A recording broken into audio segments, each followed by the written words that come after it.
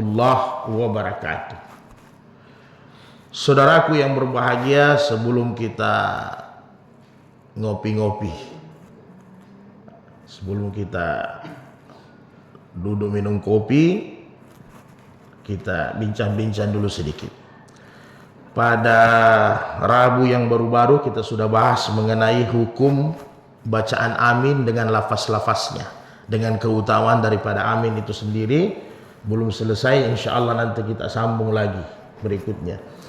Jadi pada Sabtu yang lalu kita sudah bahas asbabun nuzul itu dari surat Al-Mu'minun, yang mana lalu sudah kita sampaikan bahwa kad aflahal mu'minun, orang-orang mukmin yang beruntung itu alladzina hum fi salatihim khasyi'un. Salah satunya adalah mereka khusyuk dalam salat. Ini asbabun nuzulnya. Nabi biasanya sembahyang biyamini wasimalihi, mukanya selalu menghadap, menghiliat matanya ke kanan dengan ke kiri, bahkan fis sama biasanya juga matanya Nabi ke atas. Maka turun ini ayat ditegur, tidak boleh begitu. Kemudian subuh ini ayat yang ketiga. Ayat yang ketiga itu alladzina hum anil lagwi mu'ridun. Alladzina hum anil lagwi mu'ridun. Orang-orang mukmin itu derajatnya sudah di atas, tinggal pindah di sorga, begitulah kira-kira. Sehingga Allah katakan orang mukmin ini beruntung karena memang mereka di dunia sudah posisi di atas, tinggal meninggal mau ditempatkan di sorga. Batas orang mukmin dengan sorga itu hanya ini hidup. Jadi sehingga orang-orang mukmin itu dalam hadis-hadis sahih, sorga saja sudah berteriak, sudah rindu, mari, mari. Sudah manggil-manggil semua ahli sorga. Maka sifat-sifat orang-orang mukmin itu selain khusyuk dalam salat, maka yang kedua anil lagwi mu'ridun. Mereka meninggalkan hal yang tidak berguna. Dalam tafsir Al-Jalalain, yang tidak berguna itu baik perkataan maupun perbuatan. Karena hal yang tidak berguna ini ada sifatnya perkataan, ada sifatnya perbuatan. Anil lagwi, kalau dalam bahasa Arab, dasar kata dasarnya laga. Lago itu apa? Lago itu artinya sia-sia. Lago itu juga artinya permainan yang tidak bermanfaat.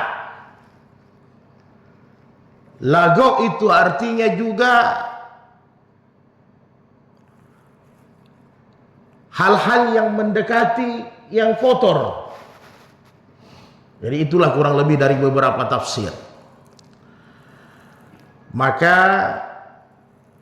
kata Sufyan Ats-Tsauri, hal-hal yang tidak berguna, hal-hal yang tidak sia-sia itu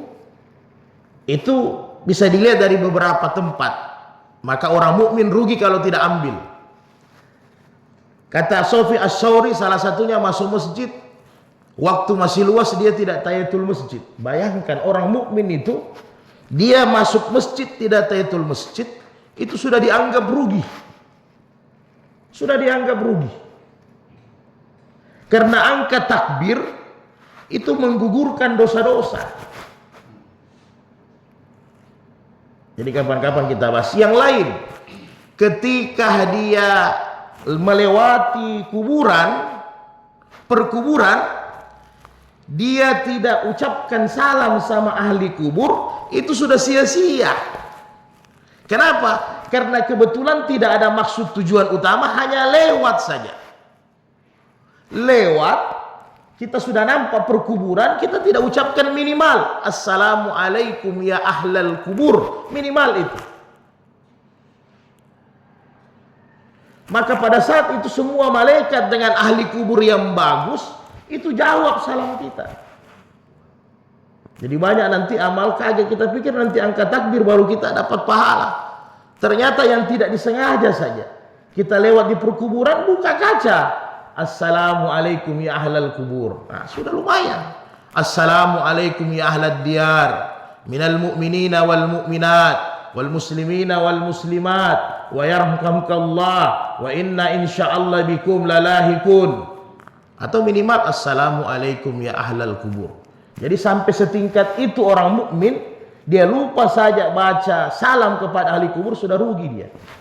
Kita kadang lewat di Pogego kan tidak disengaja.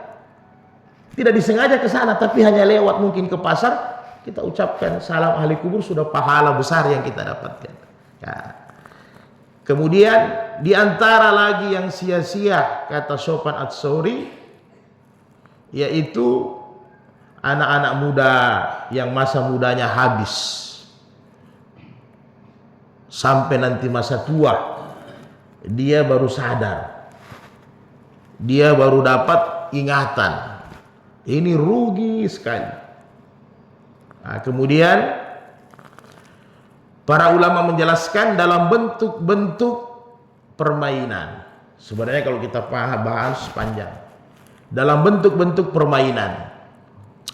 Sehingga satu saat permainan yang mana yang menghabiskan waktu, kata Hasan Basri, yang tidak ada manfaatnya. Istilahnya hari ini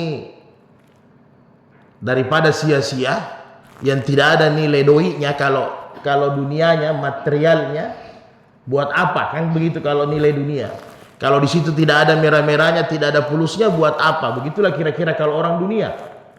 Karena intinya di dunia ini ya fulus. Buat apa kita berurusan? Ya, kalau agama begitu juga. Kalau tidak ada nilai pahalanya, buat apa kita di situ? Begitulah orang mukmin itu derajatnya.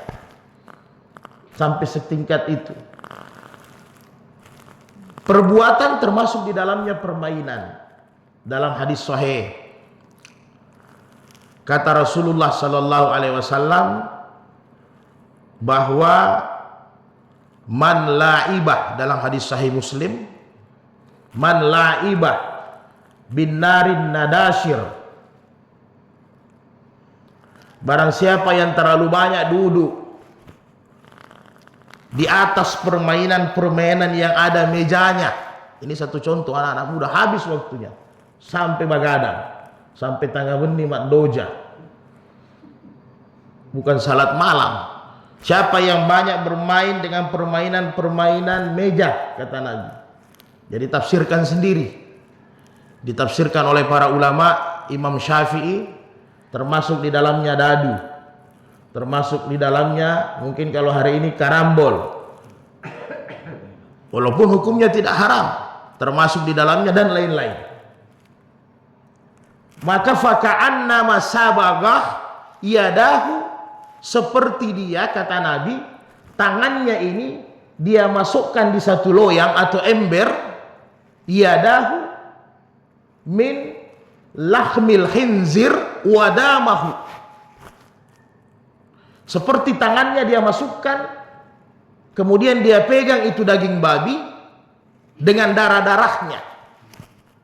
Jadi kalau kita ambil secara rasional, kira-kira kita orang Islam pergi ambil itu daging babi dipegang dengan darahnya, ada gunanya enggak? Ada manfaatnya enggak?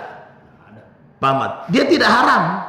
Jadi kalau sekarang kita, ini kiasnya ulama mazhab ya, kalau sekarang kita ambil daging babi dengan darah-darahnya kita pegang-pegang, haram tidak? Tidak. Yang haram kan dimakan.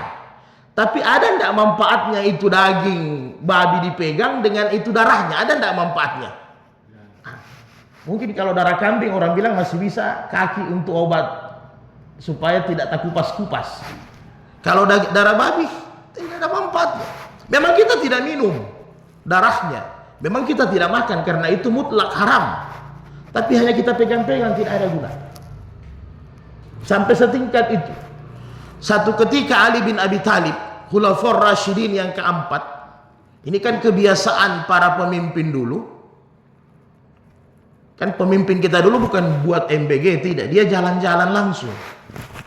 Lihat mana yang belum yukul. mana yang susah. Sementara Ali bin Abi Thalib jalan, maka dia lihat, kenapa ada kumpul-kumpul rame-rame? Kayaknya dari tadi saya pergi sampai saya keliling di perkampungan, ini majelis masih ada. Jangan-jangan harta warisan Nabi yang dibagi. Kan begitu. Kalau istilahnya sahabat dulu, kalau ada yang rame-rame, kenapa rame-rame? Ada harta warisan. Setelah itu, pergilah sahabat lihat mana harta warisan Nabi dibagi. Akhirnya dia pulang. Dia sampaikan ke Abu Hurairah, mana harta warisan? Itu. Ada orang belajar mengaji, ada orang hafal hadis, ada orang berzikir, ada orang salat sunat. Itu harta warisan baginda Rasulullah sallallahu alaihi wasallam. Maka Ali datang, jangan-jangan seperti ini. Pas Ali lihat, ternyata di tiap-tiap meja itu ada permainan. Maka apa Ali katakan? Antum akifuna. Antum akifuna. Kalian ini beritikaf dengan itu patung-patung. Ini Ali mubasyirina bil jannah, masih hidup sudah dijamin masuk surga. Ditunjuk sama Nabi, ente masuk surga juga tanpa dihisap.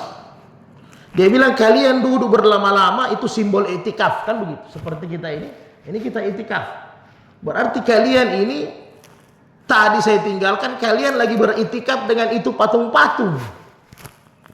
Dijelaskan apa itu patung-patung, karena permainan mereka ada dibuat dari kayu, ada dibuat dari batu seperti kuda, ada yang seperti walau alam, saya tidak bilang begitu. Kalian beritikaf dengan itu patung-patung. Kalian beritikaf itu dengan batu-batu. Sayang, apalagi rambut kita sudah putih. Ya saya juga ini kan sudah termasuk menuju ke sana. Nah, jadi Bapak sekalian yang berbahagia, gahwa sudah siap ya? Alhamdulillah sudah ada kode gahwanya Dodi, sudah siap. Jadi kita selesaikan sampai di sini. Tidak ada masalah Pak Ahmad? Ada masalah. Ya, karena hari Rabu lalu saya tidak kasih tahu, ini mungkin ada masalah. Silakan Pak Ahmad. Jadi ini Ustaz. Ya. Jadi kita melaksanakan sholat ini kan ada peraturannya. Jadi apakah ada keseragaman umat ini melaksanakan sholat itu? Misalnya takbir Allahu Akbar, kemudian ada yang dibaca dan seterusnya.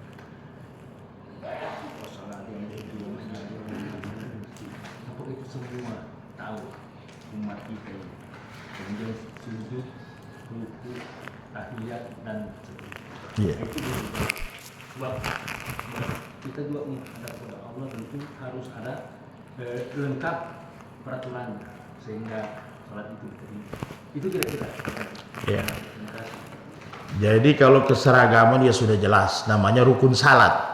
Dalam rukun salat itu ada fi'liyah secara fikih, ada qauliyah. Nah, nanti kapan-kapan kita bahas. Yang mana qauliyah, yang mana fi'liyah. Adapun bacaan-bacaannya yang dibuat Nabi banyak. Sujud minimal subhanallah. Subhanallah bihamdi boleh. Subhana rabbil azim wa bihamdi boleh. Subhanakallahumma bihamdika Allahumma ghafirli boleh. Di Tarjih Muhammadiyah juga ada, bermacam-macam ditulis. Di Batsaul Masail NU juga ada, dan di kitab-kitab fikih. Nanti kita bahas pelan-pelan. Betul, itu termasuk takbir. Mana sah? Apakah orang tidak angkat takbir sah? Atau orang yang tidak lafaz takbir sah? Nah, itu penting. Karena itu rukun salat, baik qauliyah maupun fi'liyah. Nah, saya rasa begitu. Jadi tetap pasti seragam, tidak mungkin tidak. Yang penting mau duduk dalam ta'lim, mau duduk belajar, di mana ada pengajian, kita buruh, itu yang utama. Nah, kesimpulan dari ulama mazhab, ulama Imam Syafi'i dengan Imam Hanafi, hukum permainan meja itu adalah makruh, ya, makruh. Kemudian Imam Malik dengan Imam Ahmad bin Hambal, hukumnya makruh tahrim, mendekati haram. Bahkan bisa menjadi haram kata Imam Malik apabila di dalamnya ada perkataan kotor, ada perkataan keji, kemudian ada perjudian, maisir, ada taruhan, kemudian ada taruhan, kemudian ada yang sakit hati, ya, kemudian di situ melalaikan waktu salat, maka itu bisa menjadi haram. Jadi permainan ini bisa kita sakit hati, biar hanya bagai kadang kurang ngajar ini. Muncul, kita ini sudah tua, jangan kasih timbul lagi macam-macam, jangan kasih rontok gigi lagi karena yang tidak berguna. Kan kira-kira begitu. Lebih baik habis salat Isya kata Nabi tidur. Ya kan begitu. Orang yang paling selamat itu habis paling minimal habis salat Isya tidur. Tidak usah bilang salat tahajud, bangun salat subuh saja. Sudah lumayan itu, apalagi bisa tahajud. Daripada kongko-kongko yang tidak ada doinya, yang tidak ada pahalanya, habiskan waktu tidak ada gunanya. Nah, kan kira-kira begitu. Jadi itulah hukum permainan-permainan meja dalam pandangan Imam Mazhab. Tentunya satu makruh tahrim bisa menjadi haram apabila di dalamnya ada kata-kata kotor, ada kata-kata yang tidak baik, ada taruhan, kemudian melalaikan waktu-waktu ibadah, maka bisa menjadi haram. Allah musta'an wal mustaka. Kita sambung lagi bincang-bincang di meja kopi. Nah, panjang waktunya Pak Ahmad. Tenang Pak Ahmad. Subhanallah bihamdika asyhadu an la ilaha illa anta nastaghfiruka wa natubu ilaik. Allah musta'an. Assalamualaikum warahmatullahi wabarakatuh.